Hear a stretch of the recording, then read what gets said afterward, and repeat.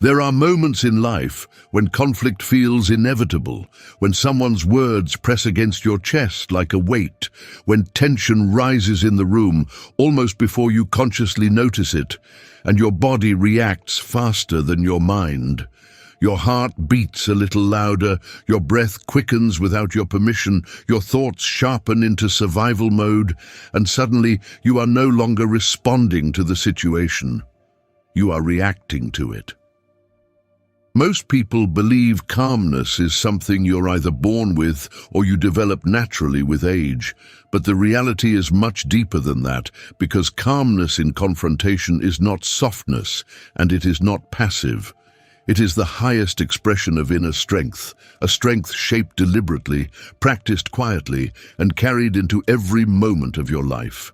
And perhaps no one embodied this more powerfully than Miyamoto Musashi, the undefeated swordsman who lived 4 centuries ago, a man who survived more than 60 duels, including battles that should have killed him, not because he was the fastest or the strongest, but because he had mastered an internal stillness that no opponent could break. Musashi's calm wasn't magic, it wasn't talent, it wasn't luck. It was something built through hardship, solitude, discipline, and a very intimate understanding of how the human mind behaves under pressure. His most famous duels were less about skill with a sword and more about maintaining presence while chaos surrounded him. In one of his early confrontations, he arrived deliberately late, a strategy meant to provoke the opponent's anger, to break his emotional balance before the duel even began.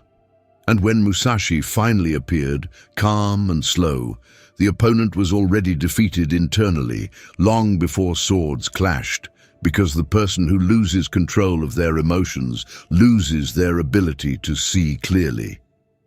This understanding, that the emotional state shapes the outcome more than the physical action, became one of the foundations of Musashi's philosophy. And it's a principle that still holds true today in relationships, negotiations, arguments, workplace tension, and every form of confrontation modern life presents. But this episode isn't about sword fighting, it's about you, about the confrontations you face with co-workers, partners, parents, strangers, and most importantly, the confrontations you face with yourself.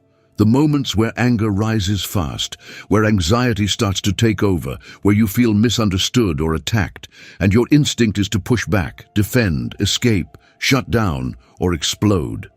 In these moments, the nervous system takes control, and calmness becomes almost impossible unless you understand what is happening inside your mind and body. Modern neuroscience explains that during confrontation, the amygdala, the brain's threat detector, activates before the rational prefrontal cortex. This means your body reacts before you've even had time to think, which is why people say things they regret or escalate situations they didn't want to escalate. Your body floods with adrenaline, preparing you for survival, not connection. But Musashi intuitively understood something remarkable. The real battlefield is not the external conflict, it is the internal one. And if you learn to calm that internal battle, the external world becomes far less threatening. So how do we do that? How do we stay calm when someone disrespects us, challenges us, misunderstands us, or tries to provoke us? Musashi's entire life offers clues, and neuroscience supports them in ways he could have never imagined. He lived with a principle he called the mind that does not move, which didn't mean emotional numbness. It meant learning to feel the emotion without becoming controlled by it, to see the rising wave without becoming swallowed by it. And this kind of calm is not built in the moment of confrontation. It is built in the hours, days, and years before it. Calmness is a lifestyle, not an event. The first layer of calm comes from identity. Musashi never entered a confrontation asking, "Am I good enough to win?" His identity was anchored long before the fight. When your identity is unstable, you react to every challenge as if your entire worth is at stake. But when your identity is grounded, When you know who you are and what you stand for, other people's words, tone, or behavior lose their power to shake you. Calmness grows naturally when your self-worth is not dependent on external validation. Neuroscience supports this. People with stable identity show significantly lower amygdala activation under stress because the brain doesn't interpret confrontation as a threat to the self. The second layer of calm comes from awareness of physical signals. Conflict lives in the body before it reaches the mind. Your shoulders tense slightly, your jaw tightens, your breathing becomes shallow. Musashi trained by exposing himself to extreme conditions, rain, heat, hunger, exhaustion, to observe his body without reacting to it. He learned to watch sensations instead of being controlled by them. Today, mindfulness research shows the same thing.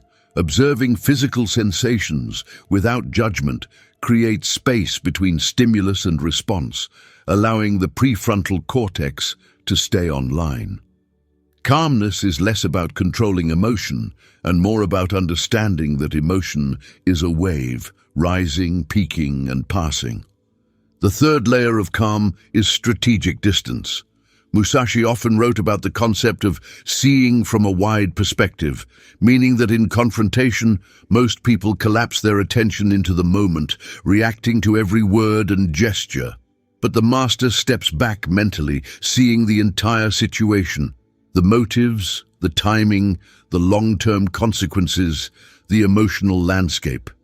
This mental distance rewires how you interpret the conflict. Instead of, how do I win this moment, the question becomes, what outcome do I want in the long run? And with this shift, calmness becomes easier because you stop fighting the person and start understanding the situation. The fourth layer is intention.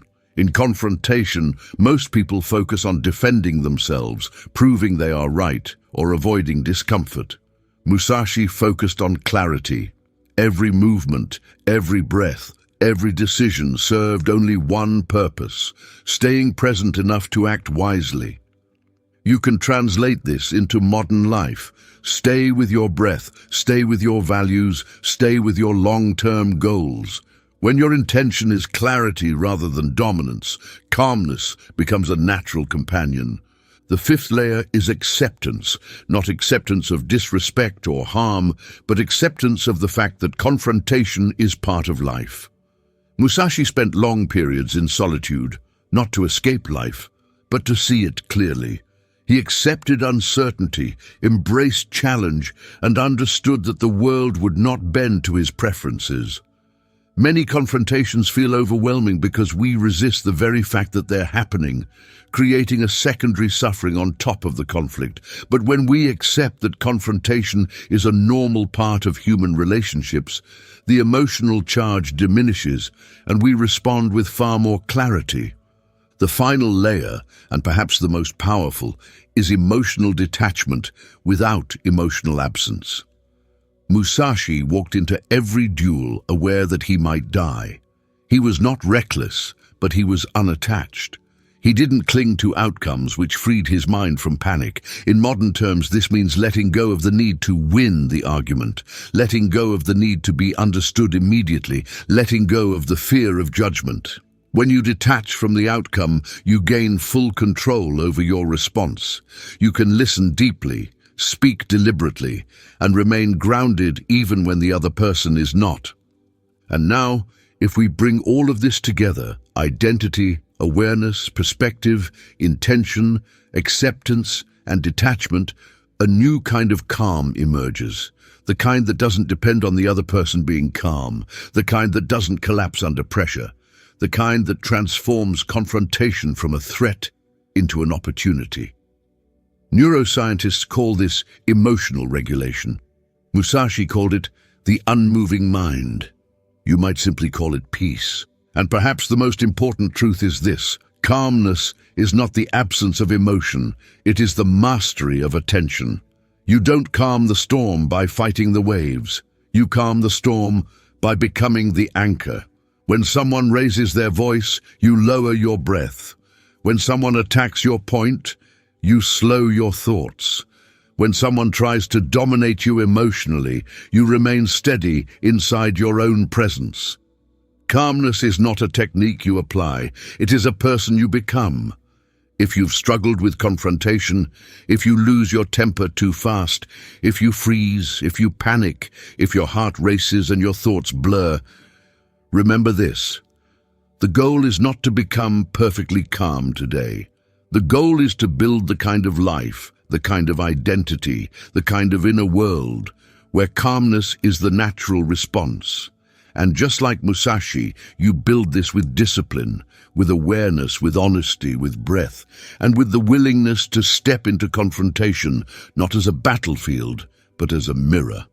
Because every confrontation you face is actually a conversation with yourself, your fears, your ego, your values, your insecurities, your vision for who you are trying to become.